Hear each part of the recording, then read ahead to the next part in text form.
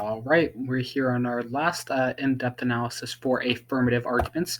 We will have 4 negative arguments following this one, but we're going to wrap up the main affirmative arguments that I think are important to take note of in this video. There are, of course, other ones we talked about. We have talked about some other ones in the topic analysis, so if you want a very brief overview of them, you can go look there. They won't quite be these 10-minute long ones that we've been doing, but you can still get some information. But as always, just a quick overview of what we're going to do. We're going to start by explaining the argument, then we are going to go on and do some possible frameworks that can be used with this argument, and lastly, we will be finishing with rebuttals and just some of my general thoughts on the argument, whether or not you should use it, whether or not it's going to be good, like depending on where you debate, those types of big ideas. So let's get right into it. So today we're going to be talking about cybersecurity. Which is going to be, once again, very similar to a lot of the arguments we've already talked about. One of my things with this topic is that it seems like all of the arguments access very similar impacts, which I guess is fine. I'd rather there be more unique impacts, because more unique impacts results in more unique frameworks and, those kind of ideas that are so near and dear to LD. But although this one seems pretty obvious, we'll just kind of explain it. The whole idea is that if we produce lethal autonomous weapons, we're going to have more weapons open to hacking. Remember that we're on the affirmative side arguing that we should not have lethal autonomous weapons. So obviously, depending on how the systems are run, all these weapons are going to, in some way, shape, or form, be open to hacking. Now, in one of my topic analyses videos, there's 2 of them, so I don't know which one it is. We talked about how systems can be ran differently because there is a case to be made that the systems could just be completely unhackable. This is similar to how it is with a lot of nuclear weapons programs, such as the American-led one, because it's run all on old floppy disks. There's no connection to the internet, so unless someone physically went in and messed with the system, there's no way to be able to hack it, which is an intriguing argument, honestly. I guess I'd fall into a rebuttal, but I just think it's important to bring up here because I think it's important to build your case based off of what systems are actually going to be used. Personally, first off, I would not read that in your case. That's just a waste of time. You should definitely have that in your back file. But personally, I don't really buy that argument because the reason that the nuclear weapons are set up on that, it wasn't with the sole purpose of them being unhackable. It's just because that's what we had and we've never updated them. And possibly, part of the reason we've never updated them is because to pursue that end goal of it not being hackable. But regardless of why it is that way, the whole point is that the system is currently set up that way, and that's how it is. But I don't think lethal autonomous weapons are going to reach that goal because why would we not build them with modern technology, especially on this end? Because the difference with nuclear weapons is that we just need to launch them and have them be sent to wherever we're trying to get them to go. With lethal autonomous weapons, they're meant to think for themselves, right? As well as we can. And so it's not quite as simple as you are launched from this place to your target. They're going to have to be able to travel and do stuff. And so we got to have some connection to them, right? Because what if one goes missing? If we just can't find it?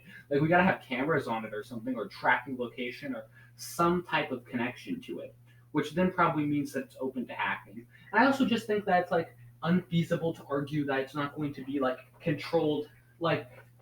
Obviously the whole point is that they don't have to have human interaction, but I think to argue that the weapons won't have the ability to have human interaction is also far-fetched, right? In what world aren't there going to be if we use drones, for example, yeah, they might be able to be autonomous, but they're still probably going to have the ability to be interacted and controlled by a human. So they're definitely going to be open to hacking, in my opinion. I really don't think, and except for providing examples, especially maybe examples of drones being hacked, I don't think you really need to do much more on that front of proving the warrant, right? I think that's one of the good things about this argument is that the warrant is pretty simple. On that end, the impacts are just generally going to be I think you could just talk about maybe terrorism specifically, but just generally going to be people are going to die from the abuse of these weapons. So it's those same type of impacts that we've been arguing for this entire time. Obviously, it's on a more reserved scale because it's not actual warfare, So it's like, lesser magnitude, but it's still, I think it's also higher probability, right? Because like war is just like less believable than like one hacking attack. At least I think so. Um, but anyway, that's the general idea behind the argument. And there's really not too much more to say on this one. I just kind of went on that rant about like hackability, but I think that's one of the only things you have to prove for this case. Um, as for values and value criterions, I hate to be bringing up the same ones we've been bringing up this entire time, but it's definitely just another consequentialist one. So if you like want to do maximizing well-being in life or utilitarianism or whatever, it's the same thing we've been talking about for a while. So I really don't think we have to hit on it too much. Moving on to rebuttals. Obviously, like we were talking about, part of this impact is that slightly lower magnitude because it's going to be less deaths than like a war. So you could possibly like outweigh depending on whatever your negative argument is.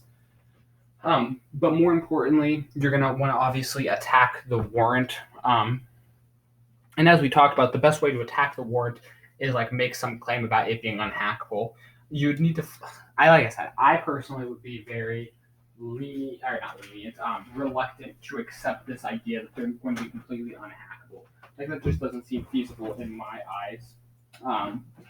But otherwise, you're gonna have to find some warrant somewhere as to like how this hacking part isn't an issue, and I think you could do that. I think the more believable ones is that it's just going to be like these are going to be essentially unhackable because it's going to be like any country that is able to produce autonomous weapons is going to have like high technological capabilities, and it's going to be a lot higher than like what just some hackers could do, which is kind of not true because like obviously we've seen hackers do some like wild things over the past couple of years, but if you can find an author that will support that, then like that just might be what you have to run with because I honestly don't have like too much more you can attack on that warrant except for just saying it's not hackable. Because if they are hackable, like obviously there is motives for someone to do it.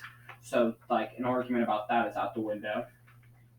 And then like the impact is obviously like you could minimize, but it's not going to be like overly great.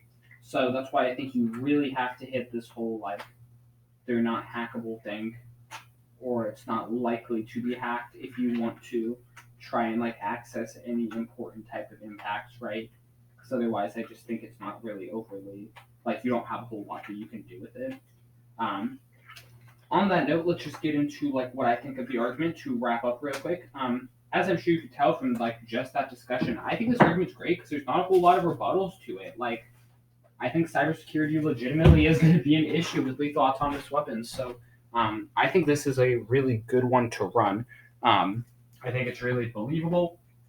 I think it's more based like I don't personally like tricks debaters who try and bring up really like this isn't tricks debate, but like really confusing arguments just for the sake of confusing people, right? Because I don't think that's what debate is. Like your opponent should understand the argument and you should still beat them because your argumentation is better, right?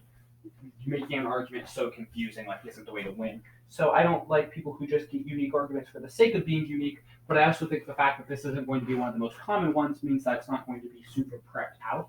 So I think you at least have that going for you. I legitimately think that this is a really good one and I would recommend it. So otherwise, we have about a minute or so to wrap this one up because this one had a relatively simple premise. We were able to work through it pretty quickly. So I guess just in this like last minute of wrapping up, as we finish off the affirmative arguments, I would personally recommend for like a case, especially for novice, because this is going to be like a relatively simple one. I don't know if I'm going to run it because maybe I want something a bit more complex by rounds, but I'd recommend using a cybersecurity app as well as combined with like miscalculations / just general escalation. I think possibly if you wanted to, you could just do general escalation and then do a miscal / cybersecurity contention and kind of group those together because those are like similar ideas, right? I could see those both be under like a subpoint. You could talk about like technological errors. I could see that as well. Yeah, I definitely think that's feasible. It just really depends on how much time you have and how like long your points are. But that'd be my recommendation for an app on this case or this topic. I think that's probably like the strongest plan of attack. I think those are really high magnitude impacts. I think the consequences are very like important, but also like feasible. I think the scope is pretty good. Like, so it has good impacts. The warrants are strong. Like I said, cybersecurity, the responses to it are like minimal, honestly, in my opinion. So I think that's definitely the path to go. So, and like I said, it's somewhat easy to understand as well. Judges aren't going to struggle with it. Neither will you writing your case. There's going to be sufficient evidence. That's personally my recommendation. But anyway, that's everything we have for the affirmative side. So I hope this whole series of affirmative argument videos has been educational. And as always, I wish you guys good luck in all your rounds.